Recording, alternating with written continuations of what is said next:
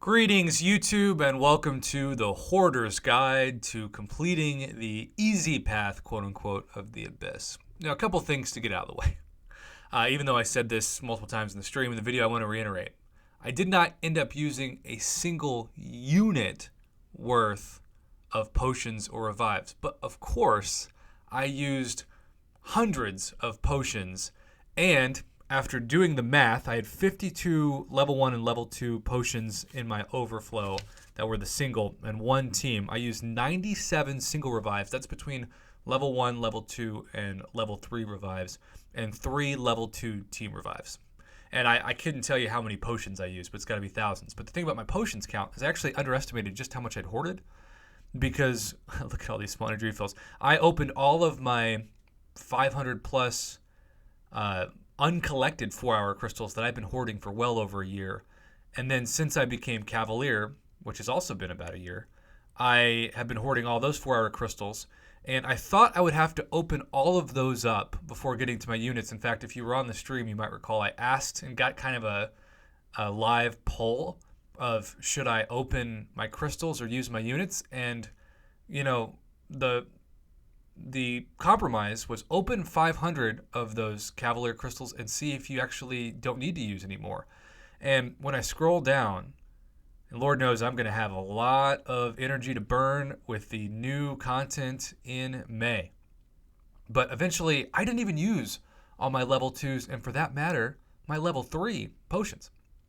I still have all these left that I thought I was going to need to burn before getting to my units, of course, with that Abyss path. So, yes, a lot of potions. What's up? Incursions potions as well. But let's also talk about the elephant in the room. Even though I learned a lot about how to use Human Torch and how to use Nick Fury and how to use Dr. Doom, and I've got to tell you, Captain Bay is the real MVP of this whole experience. He stayed on the call for all 6 hours. He had such great advice. He helped calm me when I was getting frustrated, and he just made great jokes and even survived getting attacked by multiple spiders. And if you think that's a joke, it is 100% true. I was not expecting to have that happen, and he was not either, but we got through it. The other thing I want to say, which is even though this is a guide for the average hoarder, because I was so conservative with those initial crystals, if you go to my 4-hour Cavalier crystals, you will see, quite astonishingly, that I still have over 1,200 that I didn't have to pop. So I didn't even have to showcase all of my hoarding for that quote-unquote easy initial path. So that's pretty exciting for me. The only units that I have used since then have just been to take my mastery setup back to where it was before the Abyss, and of course that is a full suicide mastery. Now, there are two things that I learned about how to take this on that I think are really, really helpful if you're going to use Aegon. And of course, even though I played better than I ever thought I could play live, especially in front of 1,000 people for 6 hours straight, I still had the perfect roster for it. And a lot of people, in fact, I would even say most people, don't. And that is a huge disadvantage for those of you watching this versus me. And I would be an idiot to not acknowledge that. But at the same time, I'm not going to sell my skills short either. To complete that, even with the right roster in about 6 hours, is at least 2.5 to 3 hours faster than I thought my best case scenario was. And I gotta say, I've heard from a lot of people who have said, Prof, I always thought you sucked at the game. And after watching your stream, I gained some respect for you. And I appreciate that. I appreciate that feedback because I actually gained some respect for myself. You can talk all you want in life about wanting to do something, but until you actually do it, talk is cheap. And I could say to myself, oh, I'll probably get to Abyss someday. Okay, but until I actually do it, it's just empty promises. So I'm very thankful that I was able to accomplish it. But I had the right team. Now, I experimented with this team. The vote was completely split. If you go back and you look at the video poll that I put out the day before I took on the path, my bae was the overwhelming choice by the community. And so I brought her in first to test her out. The backup, which not only my boy Pep told me to use, but a lot of other people as well that have done it, was Proxima Midnight. And so Proxima Midnight was also somebody that I thought, okay, she's the second tier. The outcast of these three that very few people suggested, though another great friend, Triumphant, helped recommend this, and that was one of two things that he recommended, and we'll get to the other in a second. This guy saved me from going into my unit stash and from opening up more of those 1,200 plus 4-hour cav crystals. I am convinced I would have burned at least all of my remaining crystal stash and gone through all the hoarding had I not had Heimdall. There were so many times where I would get down to that 1%, and this was especially the case with Aegon. If you're going to use an awakened Aegon, and obviously the higher the sig, the better. Mine was 121, although I say that, and I keep forgetting to put a couple of those skill signature stones that I was able to accumulate from the path into him. I guess I just got one. I got 1 out of 20. But hey, he's now at sig 122. Go team.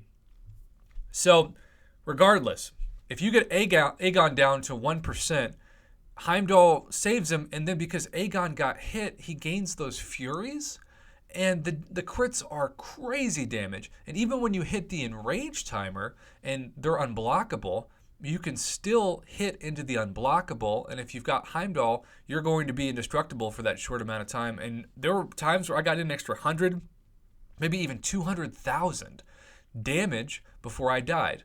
And even if you're fighting a 5 million plus health pool, 200,000 damage is nothing to shake your head at. But the other thing that shocked me, and I was so skeptical of this because I've never tried this for any content, and a lot of people told me as well, Prof, you're going to regret this. Because I didn't change my mastery setup. I think the average summoner that goes through this changes their mastery setup to fit certain fights. And I get why you would do that. I'm not saying that it doesn't benefit you to do that. But I wanted to save my units for potions and revives because quite frankly I thought I needed them. And then the other thing was I knew that I was going to be staring at my screen for a record probably 10 hours when I first thought about what it would take. I did not want to stare at it longer than I had to, and resetting masteries is a pain. I hate it. If there's one thing that Kabam can do more than anything to make, I think, in-game players happy, it's to give us a chance to just have 3 template masteries to set up that, yeah, you'll still pay the same amount of units to switch between, but they're already preset. So, I would have this as, say, my questing mastery setup, and then I labeled the other one the Abyss. And so there would be like an icon at the bottom here, and I would tap the Abyss icon, and it would say, are you sure you want to, move masteries? And I would say yes, and then it would deduct 180 units or whatever that it takes to flip them. But I also think the reason why Kabam doesn't do that is that there's a chance that some of these tweaks are so small that maybe it would cost less units to do that. And so they're actually benefiting from not putting that in as long as they can because it's going to cost you more units, even though it's tedious as heck. And nothing is more annoying to me than when I do a bad job of writing down and I accidentally put too many masteries in, like let's say I put even 2 into Despair, and then I realized it after I put it in, well, now I've got to either recover everything and start from scratch and burn those units, or I'm going to have 1 point less in another category that I plan on having that point because I put too many in it. It's annoying. Maybe it's just me, but it's very annoying to have to do that. So it benefits Kabam to have to use more units, but when you have to do that multiple times and you've already got a headache because you're fighting these really, really difficult champions. I did not one-shot anybody. I was told that if I was very skilled, I could one-shot Mephisto with Human Torch, but that didn't happen. So I just, did what I could to actually survive and somehow get the pre-fight ability back. So, my best advice, if you can ramp up that Aegon combo, what I did, I had 3 or 4 fights straight where I would get to 100 hits and I just immediately quit. I would bank the combo. And if you see how the stream starts, I had about half of Aegon's max combo started. I still banked about 490 something hits on the combo once I got to Omega Red, and that part's on stream.